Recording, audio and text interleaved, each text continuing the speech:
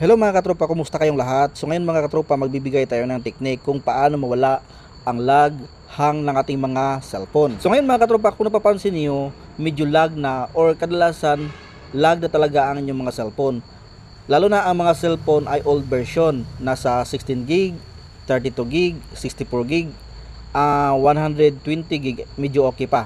Pero kadalasan mga 64 gig or 32 gig ay sa panahon ngayon lag na talaga. Dahil yan sa mga application ngayon ay palaging nag-update. So magbibigay tayo ng technique mga katropa para kahit papaano mabawasan ang lag ng inyong mga cellphone. Lalo na kapag mag-open tayo ng mga GCash wallet account, matagal ma-open or minsan nag-close ang mga application. Dahil yan mababa na ang storage ng ating mga cellphone. Sa mga gumagamit ng cellphone ngayon na 16 gig, 32 gig or 64 gig, tutulungan ko kayo kung paano mabawasan ang lag ng inyong mga cellphone. Okay, so ito lang ang ginagawa ko mga katropa. Kasi sa panahon ngayon ay palagi nag-update ang mga application. Lahat ng mga application ay gamit natin sa ating cellphone. Ito makikita natin sa screen ay palagi nag-update. So bawat update ay kumakain ito ng RAM ng ating mga cellphone. So unang-una dito, itong Facebook or Messenger. Ilong press nyo lang.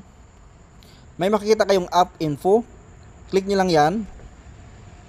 Hanapin nyo itong storage usage at i-clear cache ninyo. Okay, makita nyo itong clear cache, click nyo lang at makita natin 0 na itong cache. So nadagdag na ito sa memory ng ating cellphone o RAM ng ating cellphone.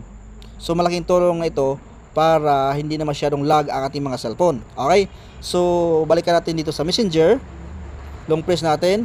Kung wala kayong makikitang app info mga katropa, hanapin nyo itong letter I. Ang ibig sabihin nito ay app info or info. Click nyo lang yan. So pareho lang mga katropa, ma-direct kayo dito sa settings ng application. Okay, hanapin nyo lang dito ang storage. Click nyo lang. At kung makikita natin dito ay 34 MB na ang kanyang cache. Clear cache nyo lang, pindutin.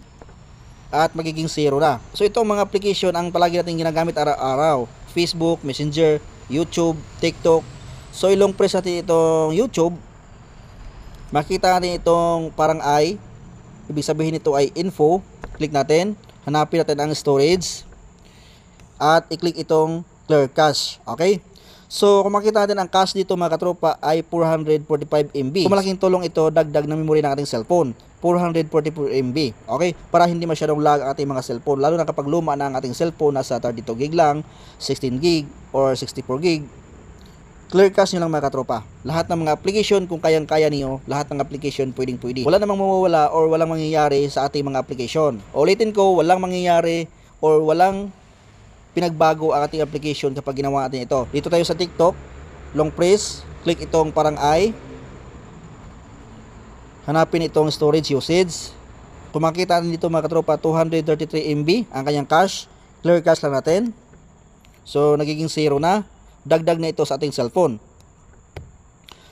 So lahat ng application mga katropa, kung kayang-kaya niyo i-clear cache, pwedeng-pwede. So sa ibang cellphone mga katropa, kapag ilong press, ang application ay walang makikitang ganito. Okay?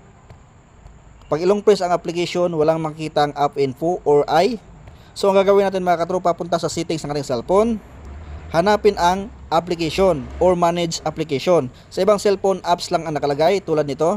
Click natin. At may nakalagay dito app management or sa ibang cellphone, apps lang ang nakalagay. Click natin. At makikita din dito mga katropa ang lahat ng application built-in or naka-install sa ating cellphone. Okay? So kung kayang-kaya nyo mga katropa, i-clear cache lahat. Okay? Walang mawawala or walang mangyayari sa inyong mga application. Hindi po ito mag-log out. Hindi po mag-log out ang inyong mga Facebook, hindi mag-log out ang inyong Messenger, hindi mag-log out ang inyong TikTok, YouTube. So dito nyo hanapin mga katropa kung wala kayong makitang app info or I doon sa application kapag ilong press ninyo. So magsimula tayo dito mga katropa sa pinakataas. Click nyo lang.